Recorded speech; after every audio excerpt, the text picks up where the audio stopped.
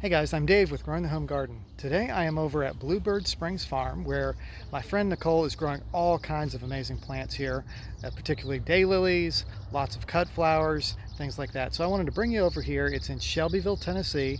If you are interested in touring it, she's got some open farm days this month that you can come and tour her gardens, and I'll post a link in the description for more info, her website and things like that. But let's go talk to Nicole and I'll show you around her garden.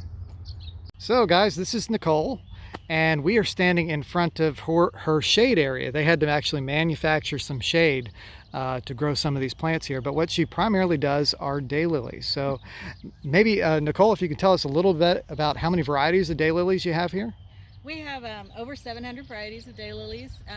I've just started hybridizing myself, so some of them are mine, but most of them are other people's introductions of daylilies. And I really try and incorporate daylilies into everyday gardens instead of just daylilies by themselves. I like to see the spots of colors from daylilies in all kinds of gardens.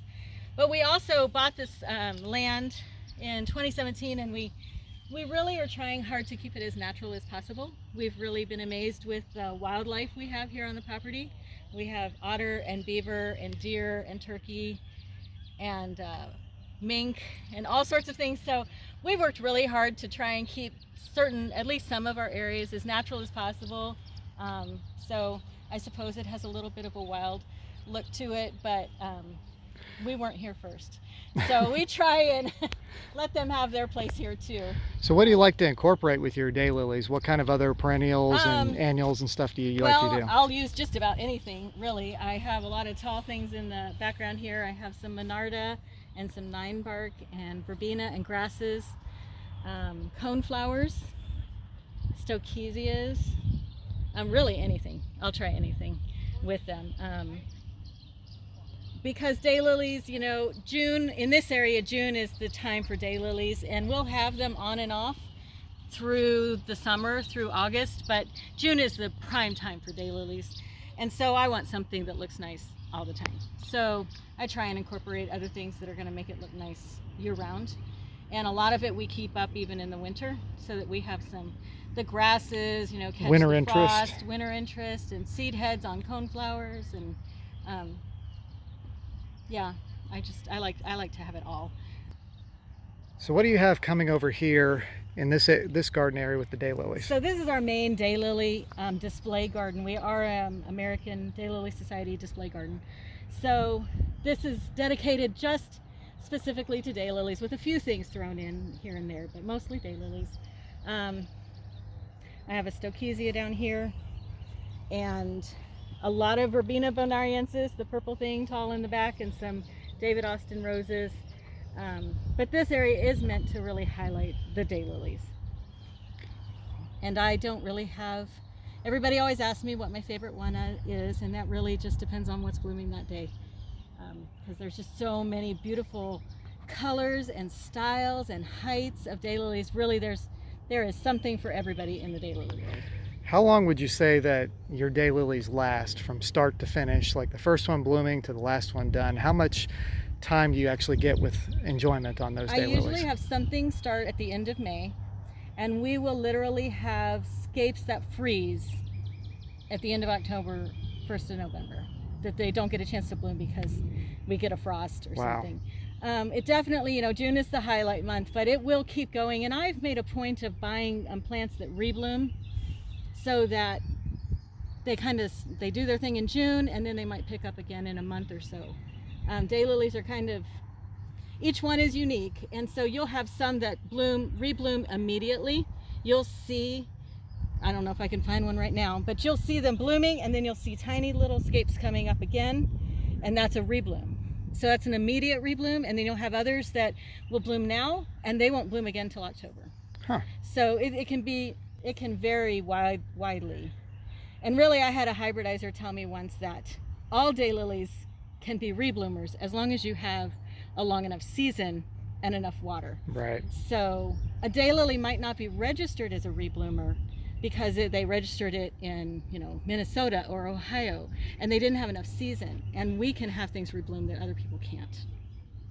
So we're over here in this other garden where she's got a lot of stuff mixed in. You got some Queen Anne's lace intertwined with the daylilies, some clematis, penstemon.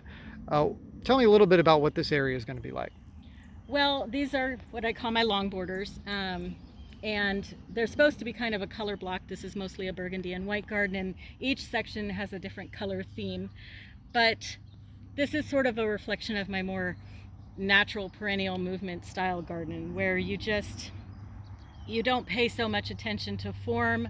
You just let things grow where they want, and maybe you control the weeds a little bit, but you're trying to provide more of a natural look to your perennials. So that's kind of the look I was going for here. And then of course things plant themselves in that maybe I didn't ask for them to be here, but they showed up anyway. Like we have some milkweed, and I keep that for the monarchs because we have quite a few monarchs. Have you noticed any monarch larvae this year? We did take 3 caterpillars inside and release them a few weeks ago. And I did see a monarch just a few minutes ago, but I haven't seen eggs on anything in a little while. I did have some on this is Syriaca, this is common milkweed, and I have an orange tuberosa down there, and it had caterpillars on it a few days ago. We can walk down there. I don't know if they've left or not. So this one is themed more in the pastel colors. See, I like how it's all mixed together, how it's not one single species of plant. You've got a lot of variety to it. You're so nice to say that. Well, I mean, I think it's a good thing. It is very mixed together. This one I very affectionately call the whatever I want. Nobody's going to tell me what I can plant in this one, so it doesn't really have a theme. You got some little penstemon down here. Yes. And we have indigo buntings here. And this is why you shouldn't cut everything down. They nest in shrubby plants. Oh, wow. And that is an indigo bunting nest. That's really cool. I've never seen one nest in a coneflower before. Yep, they like coneflowers and goldenrod. Especially, that's what we find them particularly. Very neat. So you got catmint right there, yep. More coneflowers. Some orangium, yarrow. Yeah. Lots of trumpet vine, which is native to the property, and fire ants, which are also. Yeah, fire ants are here in Tennessee. They're not native, but don't step on one of those. We certainly have them. But here's that orange butterfly bush. I'm not really seeing any caterpillars right now, but we did have them a couple days ago. But if you want butterflies, you plant the plants that they like to eat as larvae. That's the big trick. Well, that's part of the trick, but part of the trick is having lots of good, they don't need flowers to lay their eggs on milkweed, which when they come back in the fall, there won't be flowers on there. But the mother monarch needs a good food source. So you also need good nectar plants at the same time. And a lot of people, they concentrate on having the milkweed, but they don't have the other flowering plants at the same time to feed them. You really need a variety. You really do. And the number one butterfly plant in our whole garden is this Verbena bonariensis. Which is just beautiful. It's called a lollipop verbena. It's so far in 5 years has always come back. It's kind of a tender perennial for us, but it's always come back here for me. But it self-sows a lot too. It self-sows a lot, yes. You can see back there, it just kind of went crazy. And you can see the butterfly on it. They love it. And it blooms from May to frost. Nice. It just goes on, and butterflies absolutely love it. There's another one flying around there. We don't get most of our butterflies until the fall, the later months, but we have a few this time of year.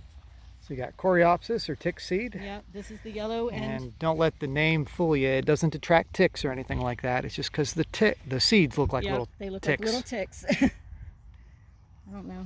I probably don't have it right. No, I don't think they're seeded yet. So you got some succulents in here too, the type of sedum. Yep. I do not know the name of that. And some daylilies. They're really just getting started, so well, a lot of them aren't blooming yet. And we were talking before, the name of daylily just refers to the flower blooming for a day, but you get lots of flowers. So you can have a plant that blooms for several weeks at a time and enjoy it for weeks, not just a day. Right. Each, you know, if the flower's open today, tomorrow it's going to be gone. But tomorrow, those 3 will be gone, and this one and this one and this one will probably be open. And this will go, I mean, you can see I have teeny tiny little buds here. This will go on for a month or more.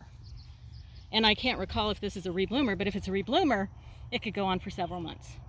So you get a lot of enjoyment out of one little plant. You really do. Yeah, people get scared by that name, daylily, but it's definitely not a one-day plant.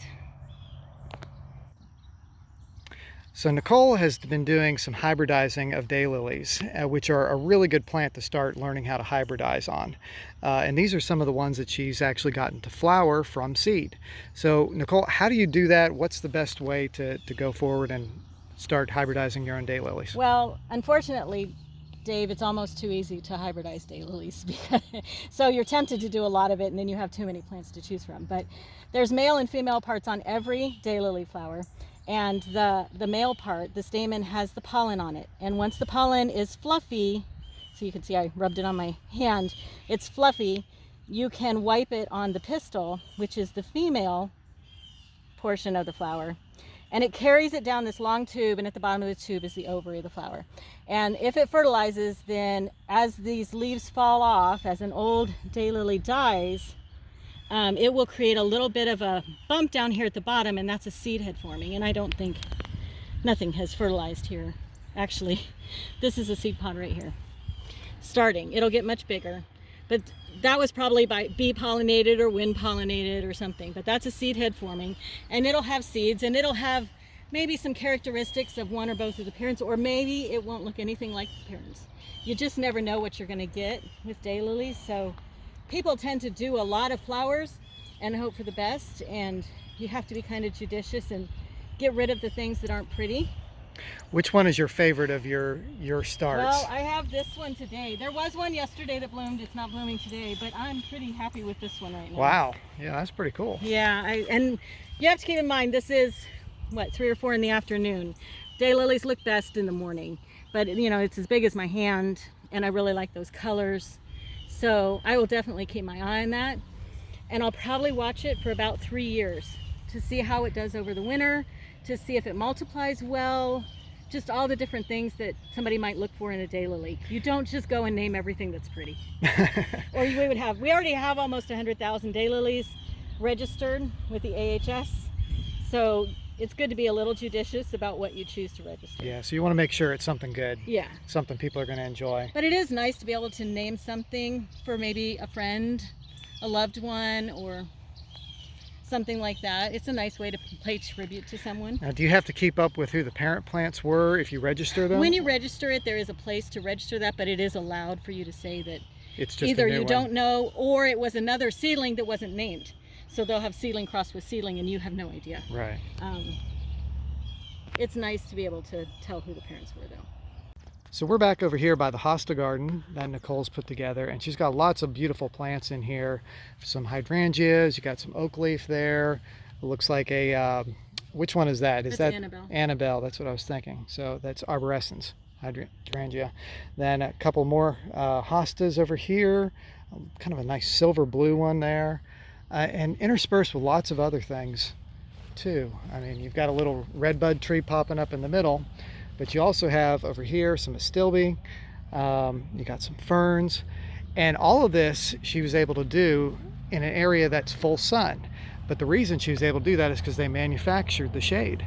They just took a shade cloth up here and put it up with these wood posts and built a structure to create this beautiful shade garden. So where did you get that idea from?